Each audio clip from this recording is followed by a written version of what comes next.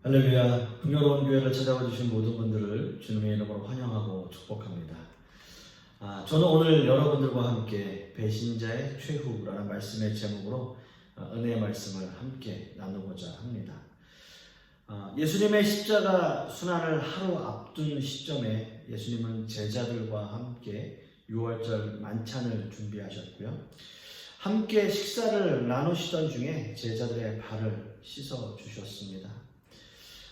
그런데 예수님은 제자들에게 이런 말씀을 하세요. 요한복음 13장 10절과 11절 말씀을 보시면 예수께서 이르시되 이미 목욕한 자는 발밖에 씻을 필요가 없느니라. 온 몸이 깨끗하니 너희가 깨끗하나 다는 아니니라 하시니 이는 자기를 팔 자가 누구인지 아시니라. 그러므로 다는 깨끗하지 아니하다 하시니라 라는 말씀을 제자들에게 하신 겁니다. 그리고 이어서 요한복음 13장 18절 말씀에도 내가 너희 모두를 가리켜 말하는 것이 아니니라. 나는 내가 택한 자들이 누구인지 알미라. 그러나 내 떡을 먹는 자가 내게 발꿈치를 들었다 한 성경을 응하게 하려는 것이니라 라는 말씀을 또 하셨어요. 이 말씀은 시편 41편 9절의 말씀을 예수님이 인용하신 겁니다. 그 배경을 보시면 다윗의 아들 압살롬이 반역을 일으켰을 때 다윗의 가장 충성스러운 신하였던 아히도벨이 다윗을 배신하고 죽이려 했던 그 사건을 인용하시는 거죠. 발 뒤꿈치를 들어서 발바닥을 보이는 행동은 상대방을 아주 경멸하는 그러한 행동이기 때문입니다. 그런데 이런 행동을 하는 사람이 한 식탁에 함께 앉아 함께 어떤 의미에서 누워 떡을 나누어 먹는 한 식구같이 가까운 사이라면요, 그 배신의 충격은 어떤 의미에서는 엄청나게 더할 것입니다. 가롯 유다 역시 마찬가지입니다. 예수님과 함께 식탁에 앉아 함께 식사를 할 정도로 너무나 가까운 사이였다는 거죠. 제가 지난번에도 말씀을 드렸듯이 그 당시에 함께 식사하는 모습이 예수님을 중심으로 해서 식탁이 디귿자 형태로 되어져 있고 이렇게 이제 순서대로 옆으로 또 이제 앞쪽으로 앉는 그러한 모습일 텐데요. 그럼 아마도 예수님을 중심으로 양 옆에 앉게 되는 사람들이 그래도 그나마 그들 중에서는 서열이 좀 높은 사람들이었겠죠. 오늘 읽은 말씀에도 예수님이 사랑하시는 제자가 예수님의 품에 의지하여 누웠다라는 말씀을 하셨어요. 그 사랑하시는 제자가 누구입니까? 바로 요한입니다. 그렇다면 한쪽은 요한이 차지하고 있는 거고요. 그러면 다른 한쪽은 누가 앉아 있을까요? 우리 생각에는 분명히 베드로가 있어야 하는데 베드로는 아마도 예수님과 조금 떨어진 그런 위치에서 식사를 하고 있었던 것 같아요. 거의 모든 문헌들이 바로 이 유다가 예수님의 그 다른 쪽 옆에 앉았다라는 생각을 합니다. 그만큼 유다는 모두에게 신뢰를 줄 만큼 아주 중요한 인물이었고요. 예수님의 옆자리에 앉아서 함께 식사를 나눌 만큼 그렇게 신뢰를 얻고 있는 인물이었다는 거죠. 오늘 함께 읽은 그 본문의 내용처럼 이 배신이라는 단어, 어떤 의미에서는 배신이라는 단어의 사전적 의미를 찾아보니까요, 의리와 믿음을 저버리는 행위라고 정의하고 있습니다. 의리와 믿음을 저버리는 행위, 그게 배신이라는 거예요. 그렇다면 유다는 예수님에 대한 의리와 믿음이 있었다는 거잖아요. 있었는데 그것을 저버렸다는 거잖아요. 그러면 왜 배신을 할 수밖에 없었을까요? 그리고 수없이 예수님은 유다의 마음을 돌리려 했지만 결국 유다는 예수님을 배신했고 유다는 그 죄책감으로 자살이라는 최후의 방법을 택하게 되었던 겁니다. 우리는 유다의 모습을 통해서 아주 중요한 신학적 문제를 만나게 됩니다. 3년 동안이나 예수님을 따라다닌 제자가 결국 예수님을 팔아 넘겼고요. 그리고 결국 그는 자살이라고 하는 죽음의 방법을 선택했다라는 거죠. 왜 유다는 그런 운명으로 태어났을까요? 예수님은 유다에게 여러 번 회개할 기회를 주었지만 그는 왜 회개하고 돌아서지 않았을까요? 아니, 돌아서지 못했을까요? 우리는 이 부분에서 하나님의 절대 주권과 인간의 자유의지의 관계에서 혼란을 겪게 됩니다. 사실 이 문제는 인간의 제한적인 지식으로는 감히 풀 수 없는 아주 어려운 난제 중에 난제입니다. 저 같은 경우에는 학부를 장로교 계열 신학교를 나왔고요. 그쪽에서 공부를 했고요. 또 미국에서 다닌 대학원은 웨슬리안 쪽이에요. 그러니까 어떤 의미에서 알미니안주의 웨슬리안 쪽이라고 보면 되는 거예요. 그래서 이런 신학적인 문제를 푸는 방법도 아주 다릅니다. 장로교 쪽은 하나님의 예정과 절대 주권에 대해서 강하게 강조하고 있고요. 또 웨슬리안 쪽은 인간의 자유의지에 대해서 강하게 표출을 하고 있어요. 그래서 웨슬리안 쪽에서는, 알미니안주의 쪽에서는 인간이 하나님을 믿었다가도 그의 자유적 의지로 하나님을 배신하고 지옥으로 갈 수 있다라고 이야기하는 거죠.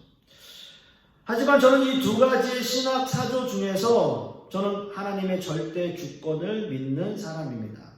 어떤 의미에서는 장로교 계열에서 이야기하는 캘비니즘의 믿음을 가지고 있습니다. 그래서 하나님의 절대 주권을 저는 믿습니다.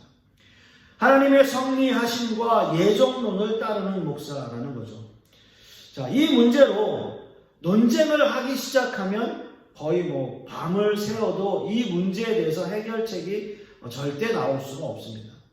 그렇지만 오늘 이 유다의 사건에서는 인간이 가지고 있는 자유적 의지적 자유가 전제되지 않는다면 이 사건에 대한 실마리를 풀 수가 없습니다.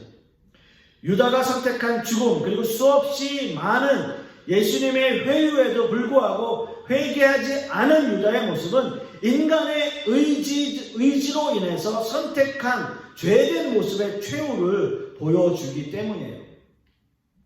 따라서 저는 오늘 말씀을 통해서 이 배신자의 최후라고 하는 말씀의 제목을 가지고 두 가지의 주제로 은혜의 말씀을 함께 나누길 원합니다. 첫째는 회개할 기회를 놓쳐버린 배신자라는 거죠. 오늘 이거 보면 21절과 26절의 말씀을 한번 보시면요. 예수께서 이 말씀을 하시고 심령이 괴로워 증언하여 이르시되 내가 진실로 진실로 너희에게 이르노니 너희 중 하나가 나를 팔리라 하시니. 그리고 26절에요. 예수께서 대답하시되 내가 떡 한 조각을 적셔다 주는 자가 그니라 하시고 곧 한 조각을 적셔서 가롯 시몬의 아들 유다에게 주시니 라고 말씀하고 있습니다. 자, 오늘 이거 보면 21절의 말씀에서 심령이 괴로워 라고 하는 말씀의 의미는 예수님이 죽은 나사로를 살리시기 전 사람들이 우는 모습을 보고도 이렇게 말씀하셨어요. 심령이 비통히 여기시고 불쌍히 여기시는 마음. 그렇게 말씀하신 그 말씀과 동일한 마음을 의미하고 있는 거예요. 동일한 뜻이에요. 예수님이 이렇게 비통히 여기신 것은 예수님을 믿지 못하고 예수님의 뜻을 알아듣지 못하는 제자 유다 때문이었을 것입니다. 지금 예수님은 유다에게 회개할 기회를 주고 계시는 거죠. 이미 두 차례에 걸쳐서 예언을 하셨을 뿐만 아니라 이 예언은 이미 1년 전에도 예수님이 말씀하셨던 거예요. 요한복음 6장 70절 말씀에 예수께서 대답하시되 내가 너희 12를 택하지 아니하였느냐 그러나 너희 중에 한 사람은 마귀이니라 하시니 라고 말씀하세요. 굉장히 놀라운 말씀 아니에요? 12 제자들 중에서 분명히 마귀가 하나 있다라는 거예요. 아마도 유다가 예수님의 제자가 된 이후 정확히 어떤 시점부터 예수님에 대한 믿음이 없어졌는지는 모르겠지만 어느 시점부터 그렇게 됐는지는 모르겠지만 예수님의 사역 중반 이후 예수님이 이런 말씀을 하신 것을 보면 아마도 유다는 상당히 오랜 시간 동안 예수님에 대한 배신을 계획하고 있었을 겁니다.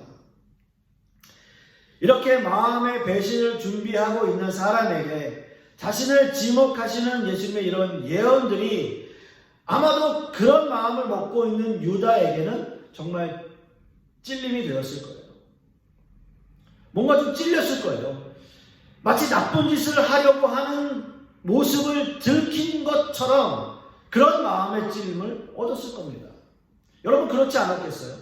예수님을 따르는 12 제자들인데 그런 마음을 이미 갖고 있었다면 예수님께서 하시는 그런 말씀을 들으면 분명히 내 말씀 하시는 것 같은데 라고 마음이 찔리는 마음이 들겠죠. 자, 중요한 것은 그럼에도 불구하고 유다는 회개하지 않았다는 거예요.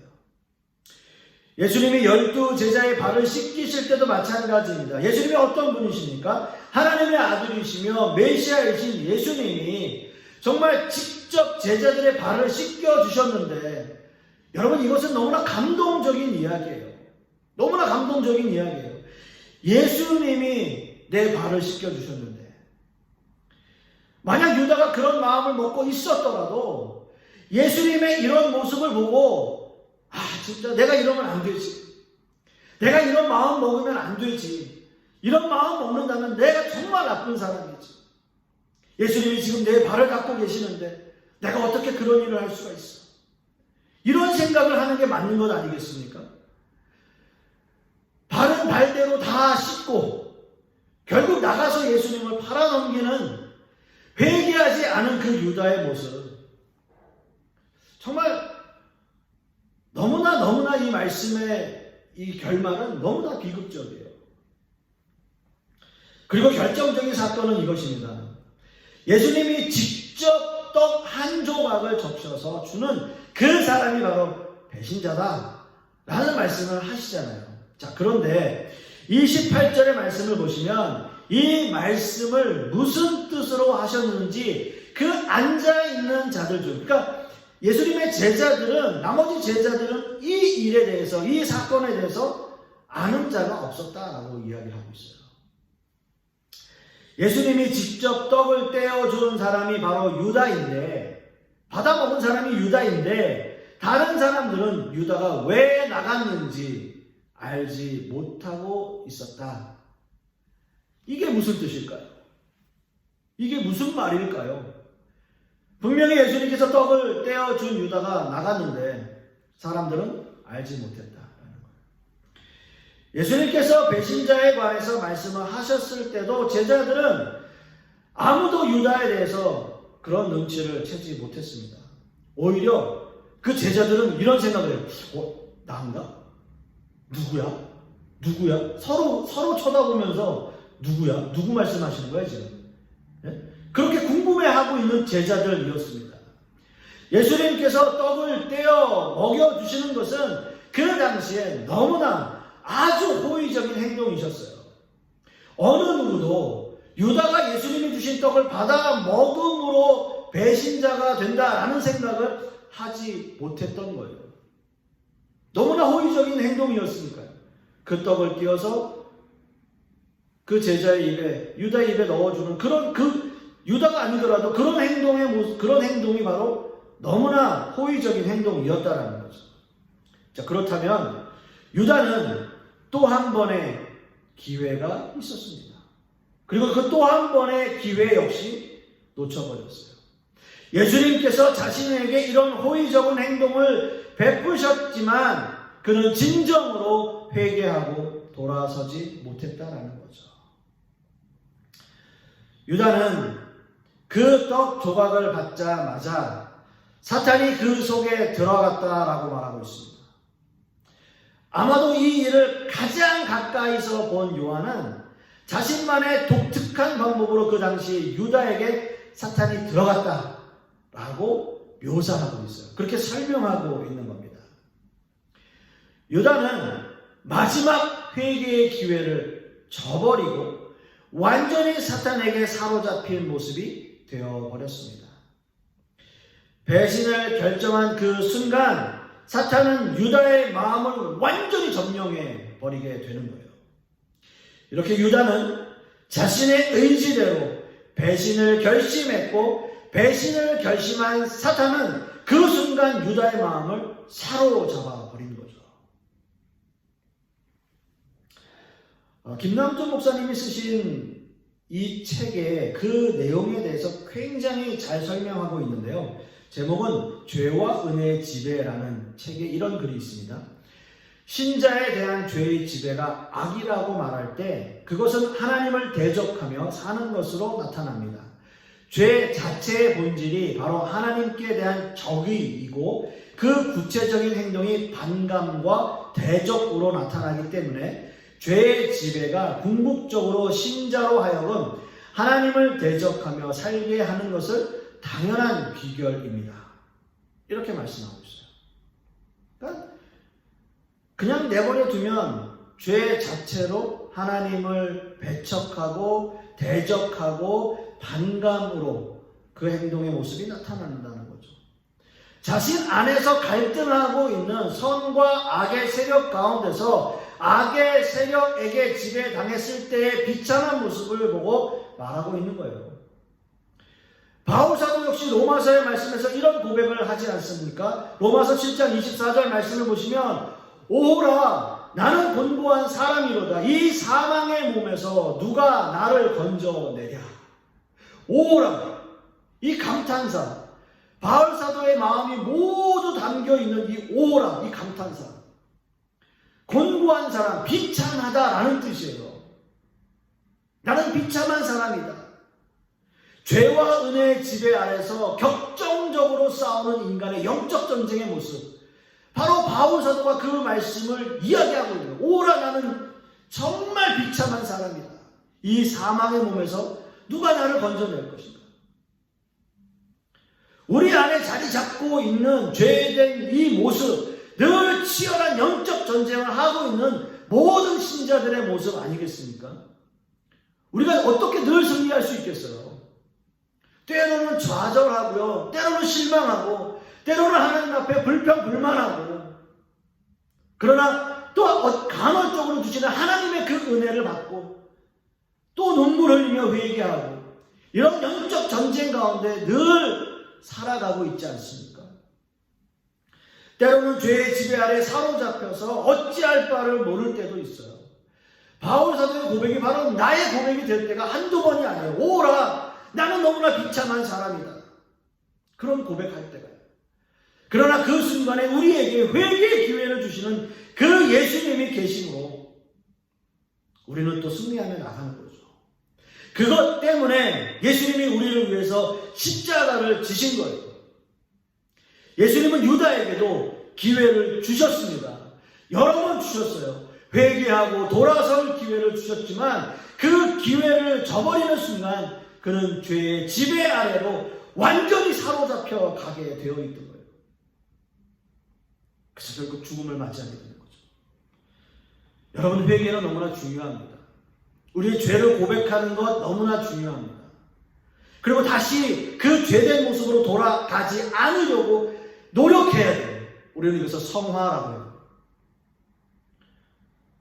어떠한 잘못과 죄악 가운데 있다 할지라도 우리를 용서하시고 사랑으로 품어주시는 그 예수님의 품으로 회개하고 늘 돌아서시는 저와 여러분들이 되실 수 있기를 간절히 소망합니다.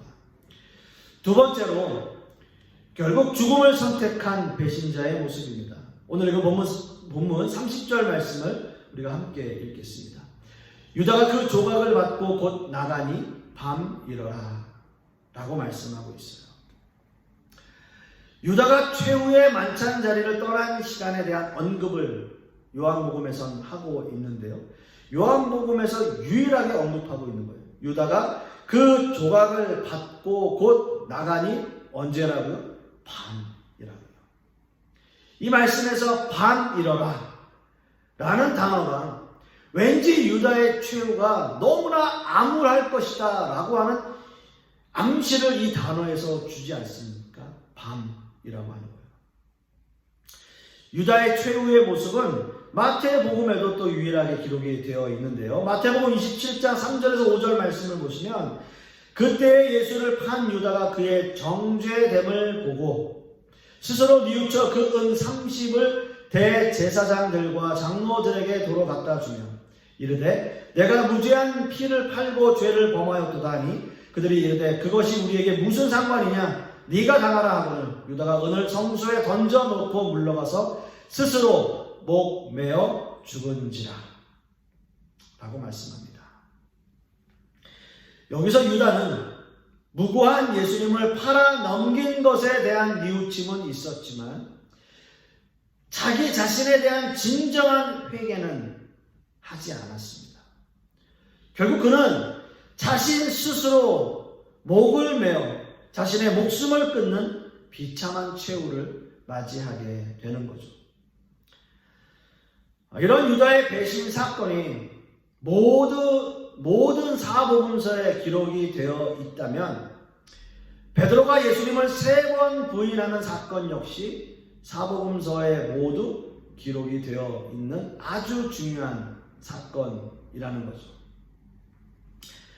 베드로 역시 예수님의 두터운 신임을 받았던 사람입니다. 또한 베드로는 주는 그리스도시요 살아계신 하나님의 아들이십니다 라는 고백을 하면서 정말 유명한 사도가 되었죠. 물론 이제 바로 그 다음에 사단아 물러가라 라고 하는 소리도 듣기는 했지만 말입니다. 사실 베드로 역시 예수님을 배신하고 3번이나 부인한 사람이에요. 유다가 떡 조각을 받고 자리를 떠나고 나서 베드로는 예수님을 위해 목숨을 걸고 따를 것입니다 라는 말을 해요. 주를 위하여 내 목숨을 버리겠나이다. 이렇게 호언장담하던 사람이었어요. 하지만 그 약속은 하루를 넘기지 못했습니다. 불과 몇 시간 만에 베드로는 예수님을 3번이나 부인하고 말았습니다. 자, 3번째 부인할 때는 예수님을 저주하기까지 해요. 마태복음 26장 74절 75절 말씀에 그가 저주하며 맹세하여 이르되 나는 그 사람을 알지 못하노라 하니 곧 닭이 울더라. 이에 베드로가 예수님의 말씀에 닭 울기 전에 네가 3번 나를 부인하리라 하심이 생각나서 밖에 나가서 심히 통곡하니라 라고 말씀해요. 베드로는 처음에는 그냥 부인했어요. 나 모르는 사람입니다. 그 다음에 맹세하면서 부인했어요. 마지막 3번째는 저주하며 부인하고 있습니다. 그리고 예수님의 말씀대로 닭이 울어요. 베드로는 그제서야 예수님의 말씀이 생각이 났죠.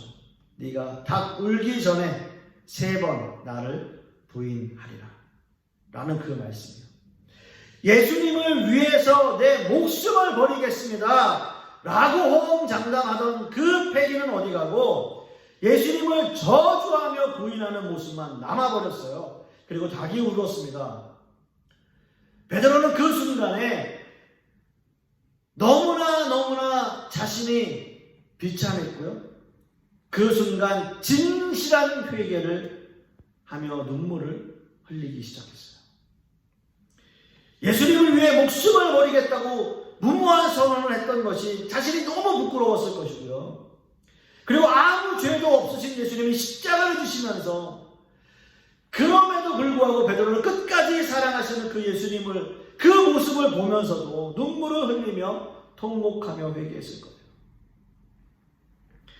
유다와 베드로는 똑같이 예수님을 배신하고 떠났습니다. 그러나 유다는 회개 대신 죽음을 선택했고요. 베드로는 철저한 회개를 통해서 주의 일을 감당하는 하나님의 종이 되었습니다. 여러분도 너무나 잘 아시듯이 베드로는 십자가에 거꾸로 매달려 순교하는 자리에까지 가게 되었던 거죠. 자신의 잘못을 인정하고 진정으로 회개했을 때 베드로는 참다운 열매를 맺는 사람으로 쓰임 받았던 겁니다. 어떤 것을 선택하느냐에 따라서 구원과 멸망의 길이 결정되었다라는 거죠. 마지막으로 이 말씀을 인용하며 말씀을 마치려고 합니다. 김남준 목사님의 죄와 은혜의 지배라는 책에 이런 글이 있어요. 죄가 있기에 용서를 베푸심으로써 죄 정죄하는 능력은 종식됩니다. 이로써 하나님께서는 죄가 있는 곳에 자신의 은혜를 나타내십니다. 죄의 용서가 있는 곳에는 자유함이 있습니다. 사죄의 경험을 통해 하나님의 사랑을 알게 하십니다. 신자가 진실로 뉘우치며 하나님 앞에 회개할 때 하나님께서는 그 죄를 사용하셔서 오히려 죄의 계획을 좌절시키십니다. 오히려 신자가 사죄의 경험을 통해 새롭게 획득하는 하나님의 사랑을 경험으로 다시 얻게 되는 것은 그리스도와의 연합입니다. 라고 말씀하셨습니다. 죄를 회개함을 통해서 우리는 더 큰 은혜를 또 더 큰 하나님의 사랑을 얻게 된다는 거죠. 그렇습니다, 여러분. 아마도 이 세상을 살아가는 동안 우리는 늘 우리 안에 존재하는 선과 악으로 갈등하며 살아갈 것입니다. 그러나 중요한 것은 어떠한 죄악 가운데 있다 할지라도 회개하며 주님 앞에 돌아서는 결단이 반드시 우리에게 필요할 것입니다. 그래요, 주님이 우리에게 허락하시는 사죄의 은총으로 말미암아 은혜의 삶을 누리시는 저와 여러분들이 되실 수 있기를 간절히 소망하겠습니다. 기도하겠습니다. 사랑의 하나님, 참으로 감사한 것은 오늘의 말씀을 통해서 우리에게 은혜를 허락하시고 또 깨달음을 주시니 너무나 감사합니다. 유다와 베드로의 모습을 통해서 그들의 삶이 어떻게 최후를 맞이하는지 우리는 오늘의 말씀을 통해서 다시 한번 생각해 봅니다. 어떠한 죄악 가운데 있다 할지라도 주님 앞에 회개하고 돌아서는 우리 신자들의 모습 될 수 있도록 주님께서 역사하여 주시옵소서. 늘 주님 앞에 낮은 자의 모습으로 또 겸손한 모습으로 나아가게 하여 주시옵시고 주님의 은혜를 늘 간구하는 주님 앞에 또한 우리의 죄악들을 모두 회개하는 그러한 모습으로 살아갈 수 있도록 주님께서 역사하여 주시옵소서. 주님 감사드리며 예수 그리스도 이름 받들어 기도드렸사옵나이다. 아멘.